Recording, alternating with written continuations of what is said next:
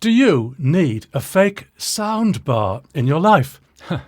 Well, clearly the answer is no. But might you want one? And if you did want one, why would you want it?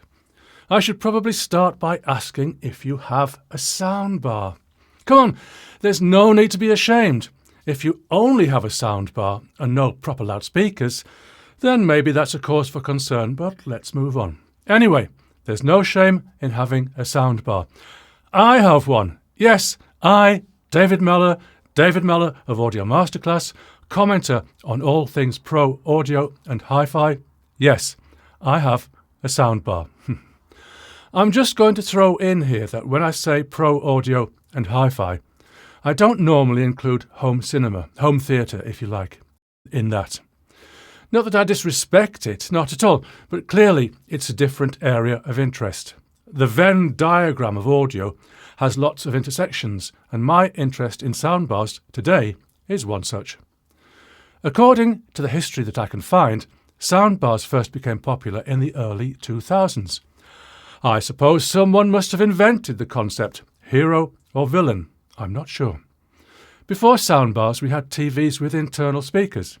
If you cast your mind back 20 years or so, you'll probably, statistically, remember that you didn't have a flat-screen TV. You had a bulky cathode ray tube monstrosity. Yes, monstrosity, because of the need to accommodate the depth of the tube. The depth of the tube being necessary to create an image with accurate geometry. You don't want any bowing, pin cushioning, or trapezoidal distortion. No, indeed. One advantage of the bulky CRT TV was that it was easy to slip a couple of speakers into the cabinet and get maybe not decent sound but good enough to get by. Troublesome people like me would hook up a hi-fi amp and proper loudspeakers. I did that myself even before we had digital stereo NICAM sound in the UK. The FM mono sound was a good enough source to make it worthwhile. But then came flat-screen TVs, both LCD and plasma. They got off to a slow start because of A, the cost, and to an extent B, the issue of dead or stuck pixels. When's the last time you had a stuck pixel? Dead pixels, I haven't noticed any lately, but I'd probably prefer to ignore them than search them out with my magnifying glass. The problem, of course, with a flat-screen TV is that once you go flat, you want to go thin too. And one item of technology that doesn't like being thin is the loudspeaker. Loudspeakers like to be big with depth to the cabinet.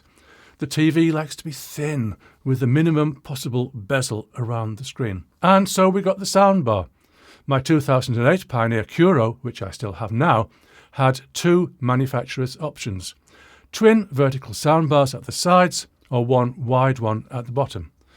I went for the one at the bottom purely for space considerations. But 2008 is a long time ago, and technology has moved on.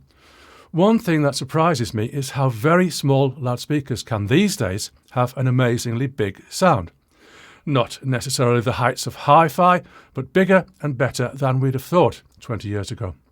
And so yes, you can go to probably any, of the major loudspeaker manufacturers and get yourself a soundbar that approaches hi-fi quality. They're never going to sound as good as separate freestanding speakers, but they can get close enough for many people. Now, back to that fake soundbar that brought you here. People do funny things, and the funniest things often make their way into the newspapers. So, as I was perusing the Daily Telegraph the other day, don't worry, I read the red tops too for an all-round perspective, I came across this, a home renovation. Now, home renovations are not exactly news, but anyone who's interested in improving their home will be interested in what other people do and how much they pay for it. I'll skip the boring bits and hop straight in on the media wall. What? Yes, apparently it's a thing to have a media wall. And believe it or not, a search for that, in quotes, brings back more than 5 million results on Google. Clearly, I've been hiding in a cupboard on this issue. What you'll see when you search it yourself is that the proper way of doing it is to have a false wall, or at least a false chimney breast, with the TV and soundbar set flush into it. The proper way of doing it also seems to be to have the TV far too high. Never mind, More business for osteopaths and chiropractors. When I ran an image search, I was, I'm going to say disappointed, or I could say that I was flung into a rage that none of the images, at least none that I could see, had separate speakers. Either there's a soundbar, or, and I have to presume this, the TV has speakers behind the screen. Or the screen itself vibrates. Yes, vibrating screens are a thing.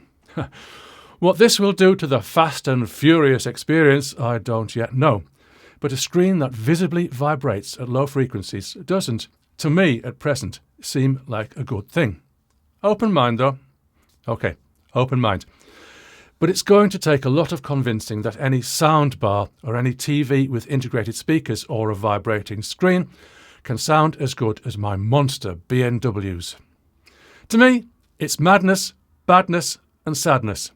I want a great picture and I want great sound. If great sound is going out of fashion, that is not a good thing. Now, back to that fake soundbar that brought you here. I know, I said that before, but the urge to ramble took over. So what these people have done is build a media wall for £1,000. £1,000? I presume not including the equipment. Now, here's what hooked me in to make this video. I'm going to quote word for word.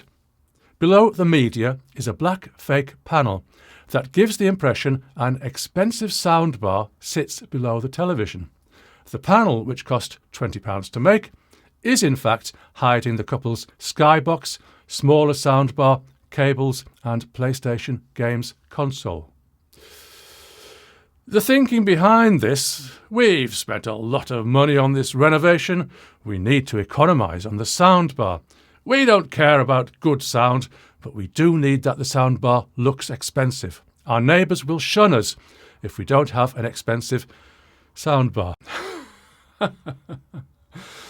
A caption below one of the photos described the faux black panel as the best budget item. The words "oh" and "dear" come to mind. Anyway, what can we take away from this? Well, 1.